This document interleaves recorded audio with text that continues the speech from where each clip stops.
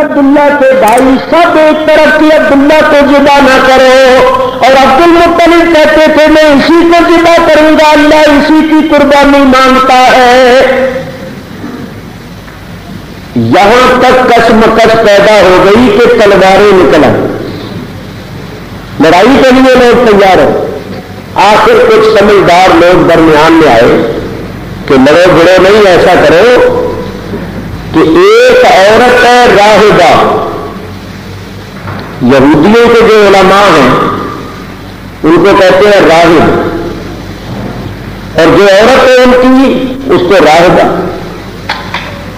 تو انہوں نے کہا ایک عورت ہے راہبہ جو دنیا کو چھوڑ کر ایک پہاڑ کی غار میں رہتی ہے، اس کا کام صرف اللہ کی عبادت کرنا ہے، اور وہ بڑی عالمہ فاضلہ ہے، بڑی بڑی دور سے لوگ اس کے پاس آتے ہیں، بڑے بڑے مشکل مسئلے وہ اشاروں میں حل کر دیتی، اس کے پاس جاؤ اور اس سے اس مسئلے کا حل پوچھو، وہ کوئی صورت بتائے گی کہ مقصد بھی پورا ہو جائے گا، اللہ بھی راضی ہو جائے گا اور عبداللہ بھی بچ جائے گا۔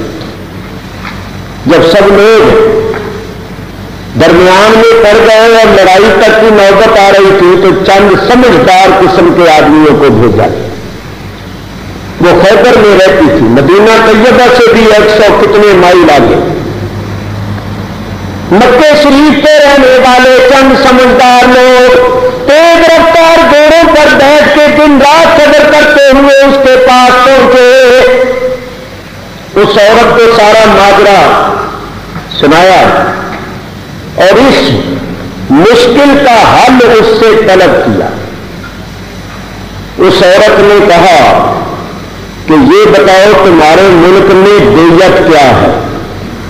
اس عورت کے فیصلے سے یہ معلوم ہوتا ہے کہ واقعی وہ بڑی سمجھدار تھی اور علم والی۔ اس نے پوچھا تمہارے ملک میں دیت کیا ہے؟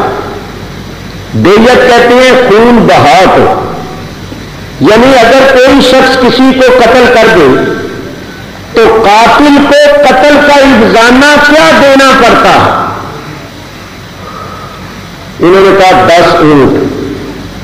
اس عورت نے کہا اس کا مطلب یہ ہوا کہ تمہارے ملک میں ایک آدمی کی قدر و قیمت 10 اونٹ ہے، تو ایسا کرو واپس جاؤ، ایک طرف 10 اونٹ رکھو اور ایک طرف عبداللہ کا نام قرا ڈالو، اگر نام اونٹوں کا نکل آئے تو سمجھ لو کہ اللہ تعالیٰ عبداللہ کے بدلے میں 10 اونٹوں کی قربانی مانگتا ہے، وہ اونٹ ذبح کر دینا، وہ عبداللہ کا فدیہ ہو جائیں گے، قربانی بھی ہو جائے گی، عبداللہ بھی بچ جائے گا۔ اور اگر نام نکل آئے عبداللہ کا تو اونٹ 20 کر دینا، پھر قرا ڈالنا، اگر پھر بھی نام نکلے عبداللہ کا تو اونٹ 30 کر دینا، پھر قرا ڈالنا، یعنی ہر بار ایک ایک آدمی کی قیمت بڑھاتے جانا، 10 اونٹ بڑھا کے قرا ڈالتے جانا۔ جب قرا اونٹوں کے نام نکل آئے تو سمجھ لینا کہ اللہ تعالیٰ عبداللہ کے بدلے اتنے اونٹوں کی قربانی مانگتا ہے، وہ اونٹ ذبح کر دینا۔ تو جس طرح حضرت اسماعیل کے فدیے میں وہ جنت کا بندہ ذبح ہوا تھا، اسی طرح یہ عبداللہ کے فدیے میں یہ اونٹ ذبح ہو جائیں گے، قربانی بھی ہو جائے گی، عبداللہ کی جان بھی بچ جائے گی، اللہ بھی راضی ہو جائے گی۔ یہ لوگ واپس آئے، قرا ڈالا گیا، ایک طرف 10 اونٹ، ایک طرف حضرت عبداللہ، قرا ڈالا تو نام عبداللہ کا، اونٹ 20 کیے پھر بھی نام عبداللہ کا، 30 40 50 نام پھر بھی عبداللہ کا، 60 70 80 90 نام پھر بھی عبداللہ کا۔ جب 100 اونٹ کیے تو نام اونٹوں کا نکلا، لوگوں نے خوشی سے تالیاں بجائی اور نعرے لگائے اور کہا عبد المطلب اللہ تعالیٰ عبداللہ کے بدلے 100 اونٹ کی قربانی مانگتا، 100 اونٹ ذبح کرتے اللہ کے نام پر تو وہ عبداللہ کا فدیہ ہو جائیں گے، قربانی بھی منظور ہو جائے گی، عبداللہ بھی بچ جائے گا۔ حضرت عبد المطلب نے 100 اونٹوں کو ذبح کر دیا، وہ ان کا فدیہ ہوئے اور عبداللہ کی جان بچ گئی۔ اسی واسطے نبی کریم علیہ الصلوۃ والسلام فرماتے ہیں، حضور فرماتے ہیں انا ابن الذبیحین، میں دو ذبیحوں کا بیٹا ہوں، ایک میرے باپ ذبیح اللہ حضرت اسماعیل علیہ السلام ہے، اور دوسرے میرے باپ ذبیح اللہ حضرت عبداللہ ہے، کیونکہ حضرت عبداللہ کا لقب بھی ہے ذبیح۔ تو حضور فرماتے ہیں میں دو ذبیحوں کا بیٹا۔ لوگوں ذرا بات سننا، اس واقعے کے بعد آدمی کے خون کی دیت یعنی ابزانہ 100 اونٹ ہو گیا۔ اس واقعے کے بعد پہلے دیت کیا تھی؟ 10 اونٹ۔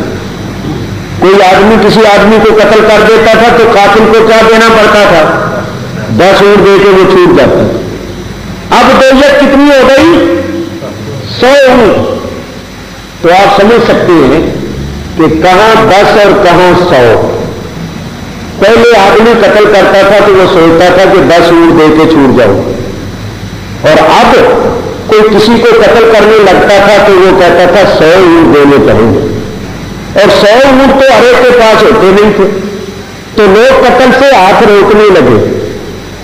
جب دیت کی تعداد بڑھ گئی، 10 سے 100 ہو گئی، تو قتل و غارت میں بہت زیادہ کمی ہو گئی، قتل و غارت کے واقعات کم ہو گئے۔ یہ رسول اللہ کے تشریف لانے کی تمہید تھی کہ اب وہ ہستی مارد وجود میں آ رہی ہے جس کے تشریف لانے سے انسانیت کی قدر و قیمت میں اضافہ ہو جائے گا۔ اللہ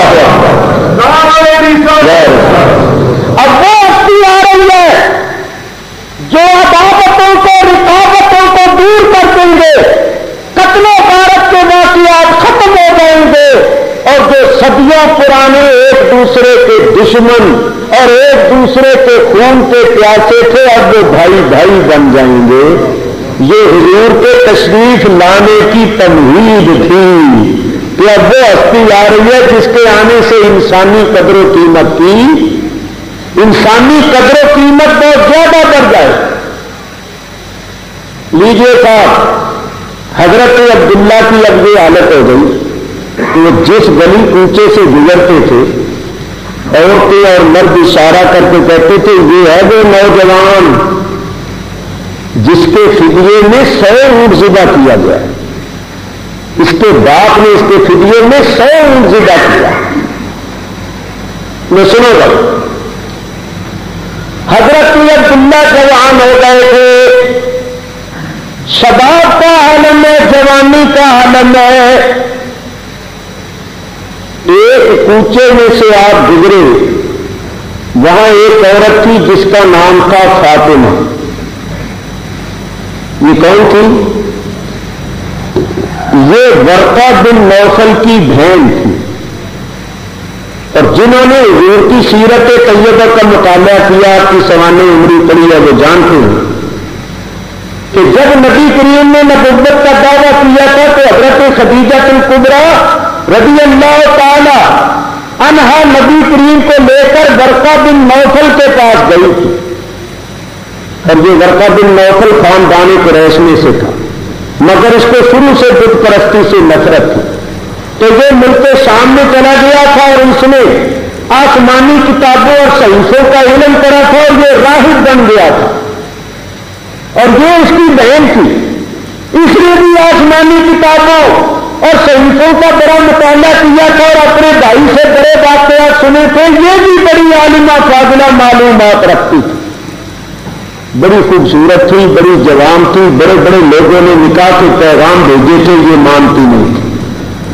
کہتی تھی میں ساری زندگی نکاح نہیں کروں، میرا بھائی بھی راہب ہے تو میں بھی راہبہ بنوں،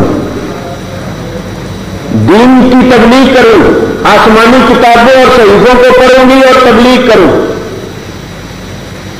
تو جب حضرت عبداللہ گزرے تو اس عورت کی نظر پڑی، تو جو نظر پڑی نا آنکھیں کھلی کی کھلی رہ گئی، نہ نظر ادھر آتی ہے نہ ادھر، ٹک ٹکی باندھے دیکھے جا رہے، آخر حضرت عبداللہ قریب آئے تو اس عورت نے بلایا، عبداللہ ذرا میرے پاس آؤ۔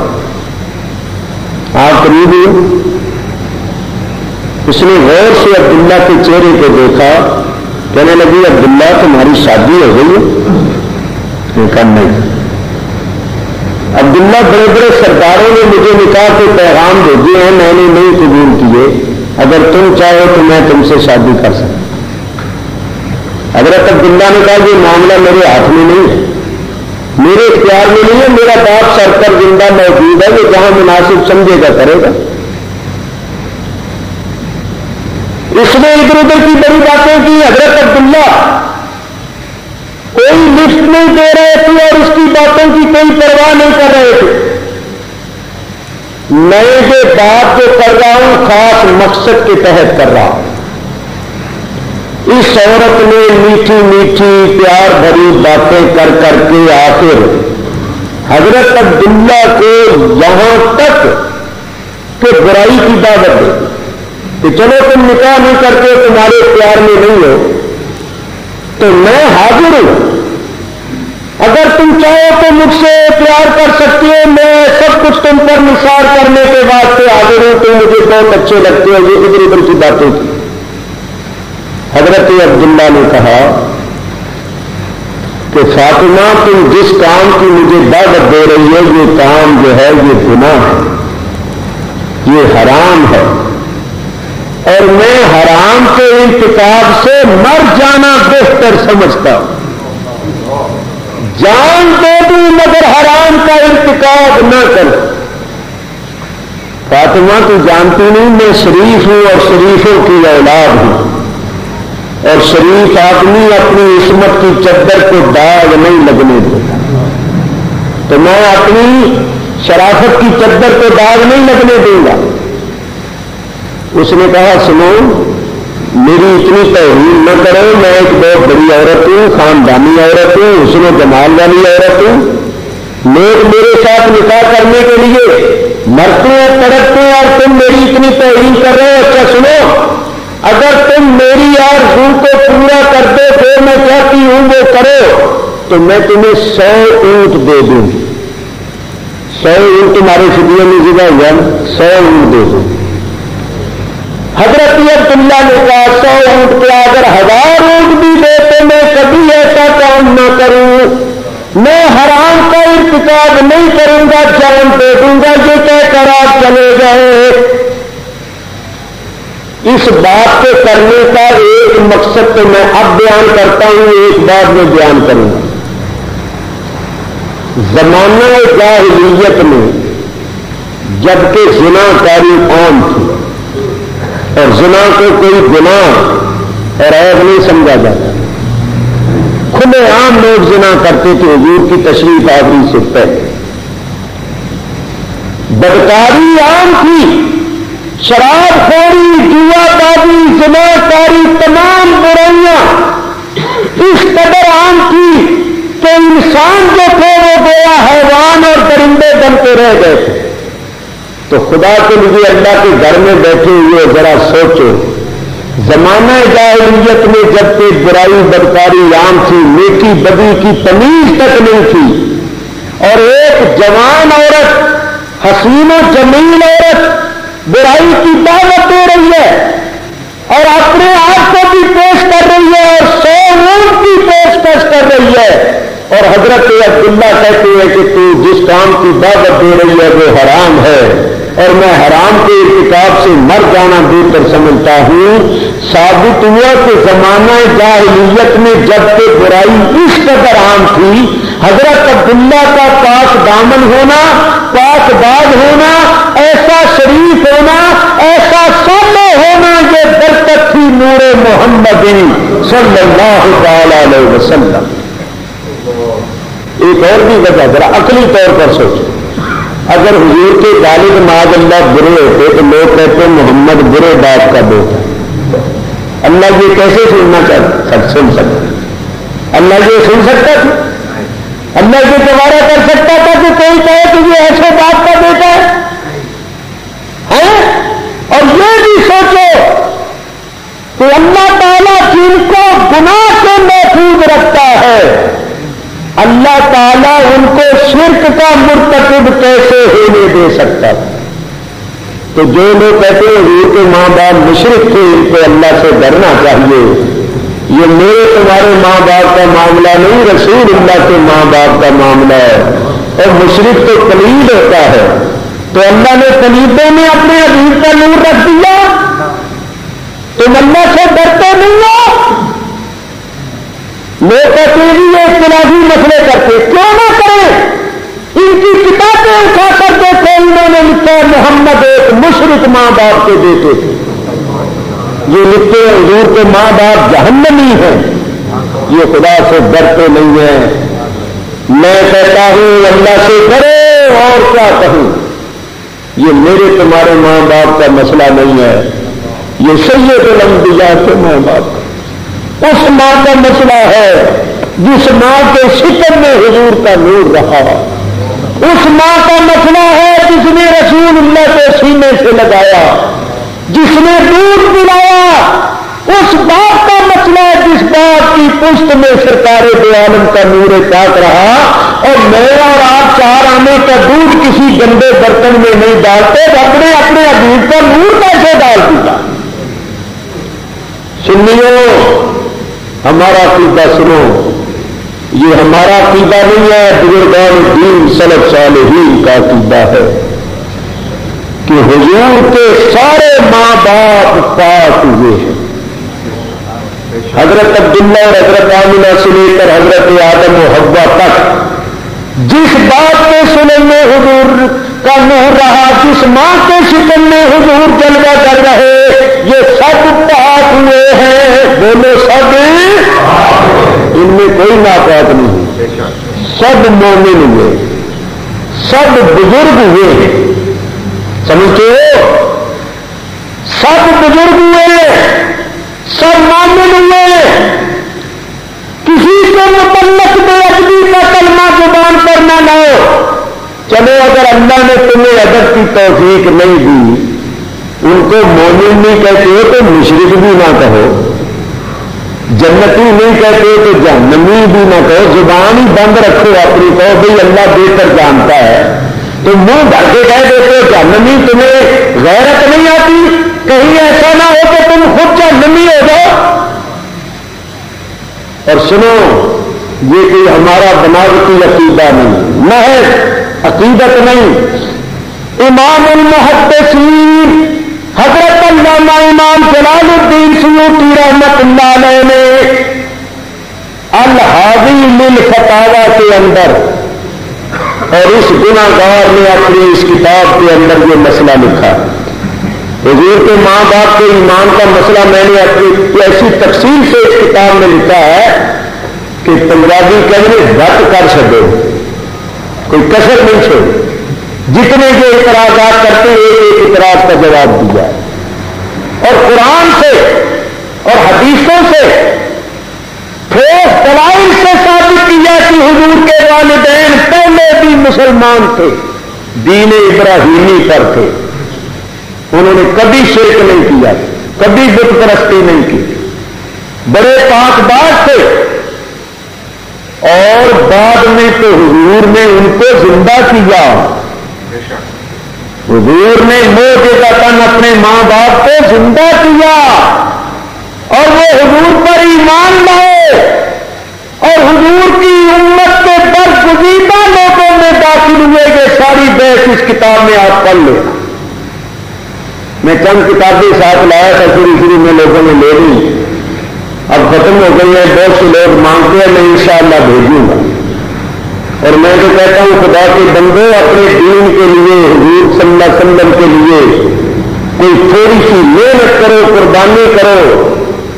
میں یہ نہیں کہتا گردن میں اللہ کے فضل سے بڑے قدردان لوگ بھی ہیں، مگر اکثر بے قدرے ہیں، میں صحیح کہہ رہا ہوں، ہم تو مسلک کی تبلیغ کی خاطر ٹھہرے ہوئے ہیں، آتے ہیں، لیکن لوگوں کا حال دیکھا ہے، چند ہیں محبت والے، عقیدت والے، جن کی وجہ سے ہم آتے ہیں، ورنہ اکثر لوگ یہاں کے بے قدرے۔ تم اپنے دین کے لیے کوشش کرو، کسی کمیٹی کی طرف سے ان کا ٹرانسلیشن کرواؤ، انگلش میں، تاکہ یہ نئی نسل پڑھے تو ان کے عقیدے درست ہوں۔ خیر میرے بزرگوں اور دوستوں، حضور علیہ الصلوۃ والسلام کے والدین کریمین مومن تھے، یہ ہمارا عقیدہ ہے، مسلمان تھے، پاک تھے۔ ہم جب ان کا نام لیتے ہیں تو یوں کہتے ہیں حضرت آمنہ رضی اللہ تعالی عنہا، حضرت عبداللہ رضی اللہ تعالی عنہ۔ تو کبھی حضور کے ماں باپ کے متعلق بے ادبی کے کلمے نہ کرو۔ چلو ادب نہیں کر سکتے تو بے ادبی بھی نہ کرو، چپ ہی رہو، زبان ہی بند رکھو۔ کوئی بات کرے گی تو کہو بھائی اللہ بہتر جانتا ہے، خبردار یہ بات نہ کرو، معمولی معاملہ نہیں ہے، حضور کے ماں باپ کا معاملہ۔ حضرت عبداللہ دیکھو کتنے نیک پاک ہیں، جبکہ زمانہ جاہلیت ہے، برائی عام ہے، مگر وہ کہتے ہیں میں حرام کے ارتکاب سے مر جانا بہتر سمجھتا ہوں۔ معمولی بات نہیں ہے، اگر آپ غور کریں گے تو بہت بڑی بات ہے۔ 100 اونٹ مل رہا ہے اور حسن و جمال دعوت دے رہا ہے، ایسے حالات میں بچنا سوائے اللہ کے برگزیدہ بندوں کے اور کسی سے نہیں ہو سکتا الا ماشاء اللہ۔ اور حضرت ابراہیم علیہ السلام کی دعا بھول گئے، دعا مانگی تھی نا انہوں نے کہ اللہ میری اولاد میں سے ایک جماعت ایسی رکھ جو مسلمہ ہو، وَمِن ذُرِّيَّتِنَا أُمَّةً مُسْلِمَةً لَكَ، اے اللہ میری اولاد میں سے ایک جماعت ایسی رکھ جو تیری مطیع فرما بردار ہو، مسلمۃ اللہ کا جو تیری مطیع ہے یعنی مسلمان جماعت ہو۔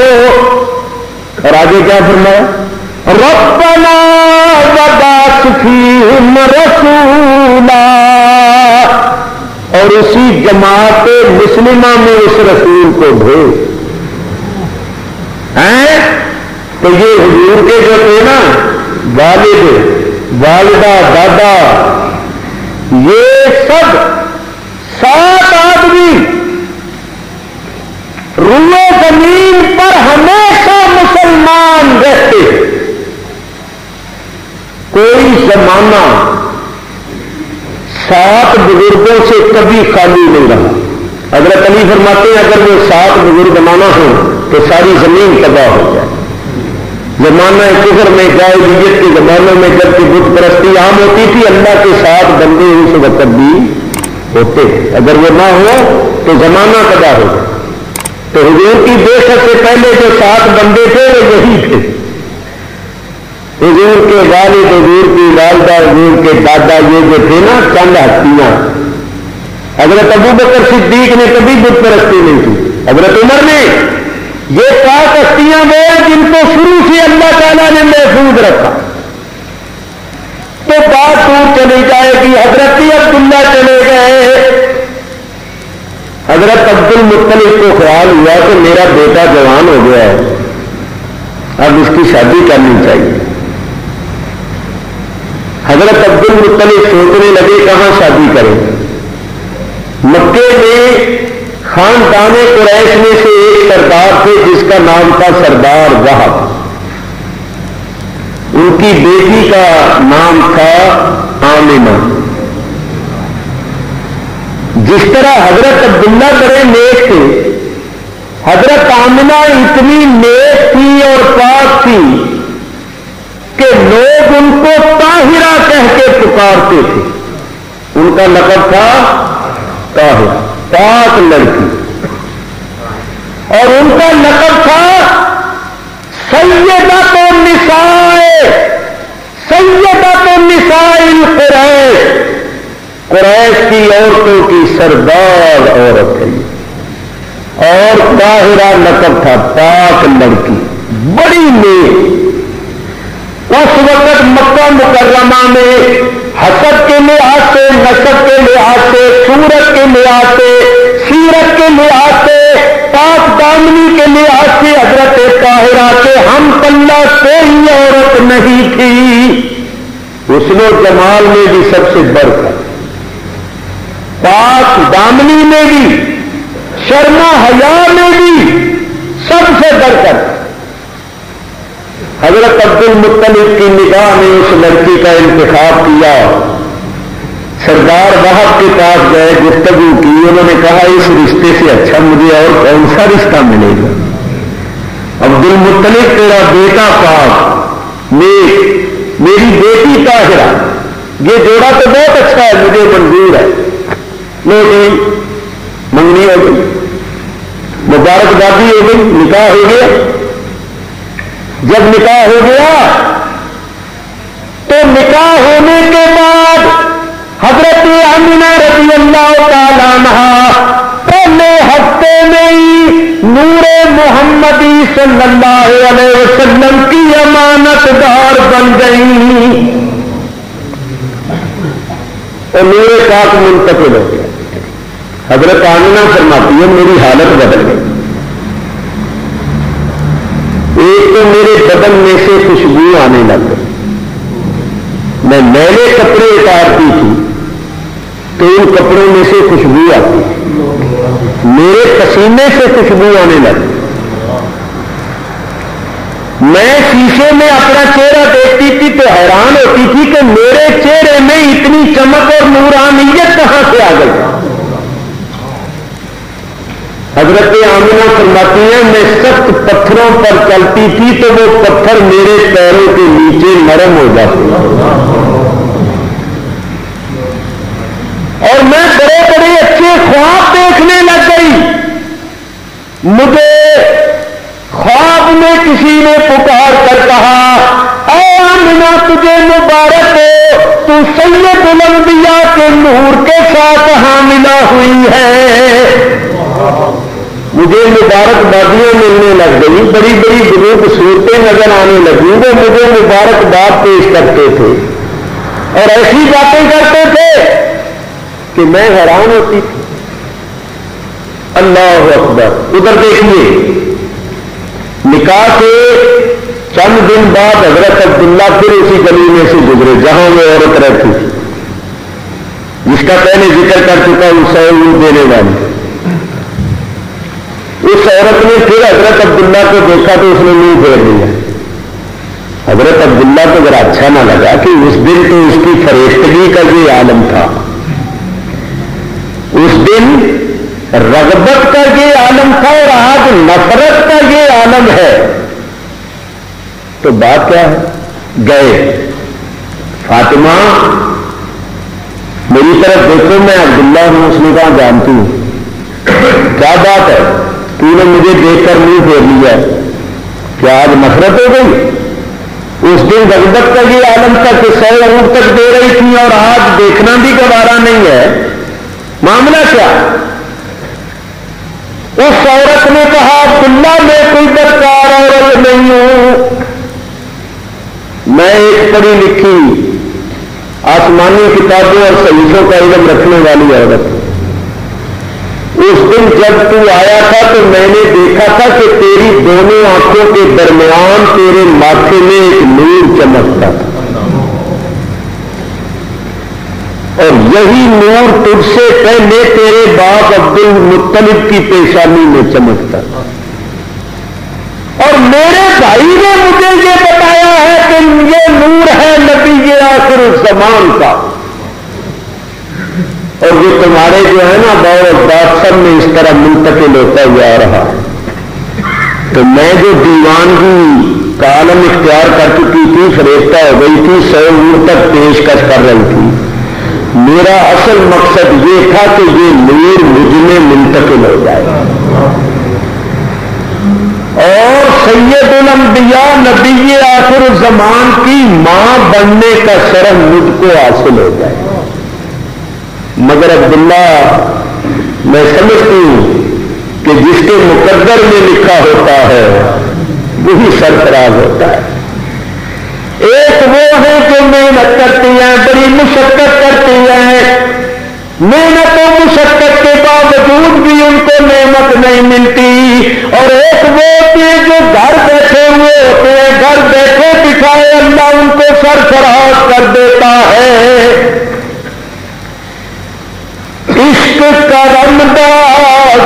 ازلی، یہ نعمت ازلی جس کے مقدر میں اللہ نے لکھ دی، ازلی طور پر جس کو جو ملنا تھا مل گیا ہے، اور قلم خوش ہو گیا ہے۔ یہ میرے تمہارے بس کی بات نہیں۔